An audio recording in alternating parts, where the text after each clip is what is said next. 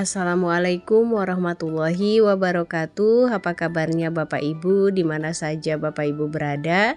Semoga Bapak Ibu semua selalu dalam keadaan sehat walafiat. Nah, Bapak Ibu berjumpa kembali pada channel YouTube Desti Hidayat. Dan di video kali ini untuk informasi yang akan saya sampaikan berjudul Guru usia 60 tahun siap-siap. Aturan baru terkait status sertifikasi dan non-sertifikasi segera berlaku. Nah, Bapak Ibu, kira-kira bagaimana informasi lengkapnya? Bapak Ibu dapat mengetahuinya dengan menyimak video ini hingga selesai.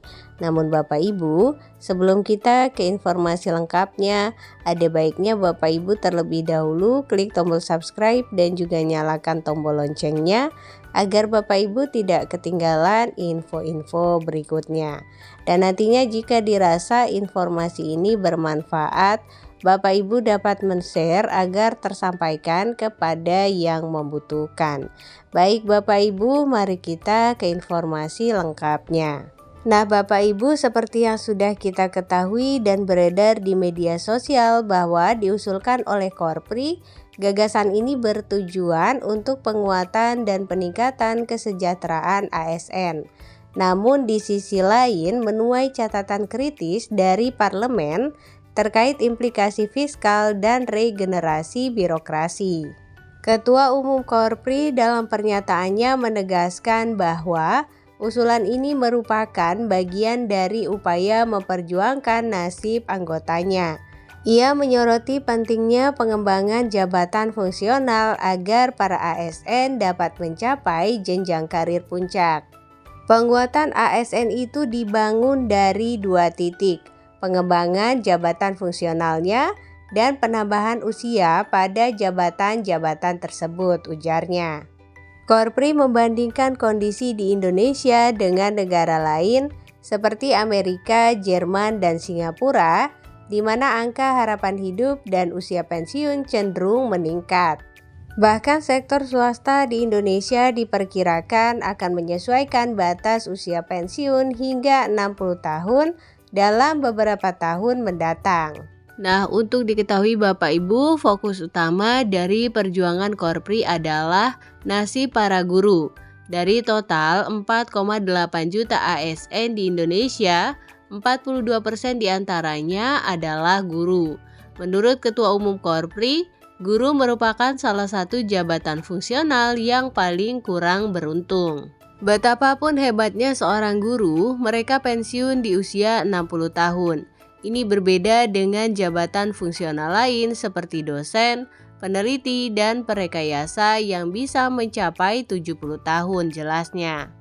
Ia menambahkan bahwa banyak guru yang pensiun saat anak-anak mereka belum menyelesaikan pendidikan tinggi. Kalau guru ini bisa sampai ke tingkat utama, pensiun di usia 65 atau 70 tahun, anak-anaknya bisa lulus kuliah dengan baik. Sebagai Ketua Umum Korpri, wajar saya memikirkan anak buah saya, tegasnya. Aspirasi ini menurutnya dihimpun dari masukan 514 pengurus Korpri di tingkat kabupaten kota dan 38 provinsi. Nah Bapak Ibu, di sisi lain fraksi Partai Kebangkitan Bangsa atau PKB di Komisi 2 DPR RI menyuarakan pandangan yang lebih hati-hati. Meskipun Korpri telah bersurat kepada Presiden dan DPR, detail usulan tersebut belum dibahas secara formal. Anggota Komisi 2 dari fraksi PKB menekankan bahwa kebijakan ini tidak bisa diputuskan secara tergesa-gesa. Untuk diketahui Bapak Ibu, beberapa poin menjadi pertimbangan utama. Yang pertama yaitu beban fiskal. Perpanjangan usia pensiun akan berdampak signifikan pada beban fiskal negara, terutama di tengah situasi efisiensi anggaran saat ini. Pertimbangan yang kedua yaitu regenerasi dan pengangguran. Spirit reformasi birokrasi adalah regenerasi. Di tengah angka pengangguran yang masih tinggi dan formasi CASN yang terbatas, kebijakan ini dinilai dapat menghambat peluang bagi generasi muda. Yang ketiga, rekor dunia. Jika usulan ini disetujui, Indonesia bisa menjadi negara dengan batas usia pensiun tertua di dunia. Negara lain ada yang 55, 60 atau 65 tahun, kita sampai 70 tahun. Ini satu hal yang agak meresahkan, ungkapnya. Komisi 2 DPR menegaskan bahwa fokus utama pemerintah saat ini seharusnya adalah reformasi birokrasi untuk mencapai pelayanan prima kepada masyarakat. PR kita sekarang itu bagaimana meningkatkan kapasitas, profesionalitas, dan kinerja ASN agar pelayanan kepada masyarakat tidak terganggu di tengah efisiensi anggaran, katanya. Lebih lanjut, ia mengklarifikasi bahwa revisi Undang-Undang ASN yang saat ini masuk dalam program legislasi nasional atau prolegnas tidak mencakup agenda pembahasan batas usia pensiun. Meski demikian, ia mengakui bahwa setiap pemangku kepentingan berhak menyampaikan aspirasi di alam demokrasi.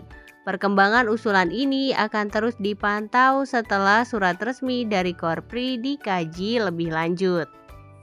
Nah, Bapak Ibu, demikian informasi yang dapat saya sampaikan. Semoga mudah dipahami, menjadi wawasan, dan juga bermanfaat. Jangan lupa Bapak Ibu untuk share video ini agar tersampaikan kepada yang membutuhkan. Berikan like pada video ini, klik tombol subscribe, dan juga nyalakan tombol loncengnya agar Bapak Ibu tidak ketinggalan info-info berikutnya.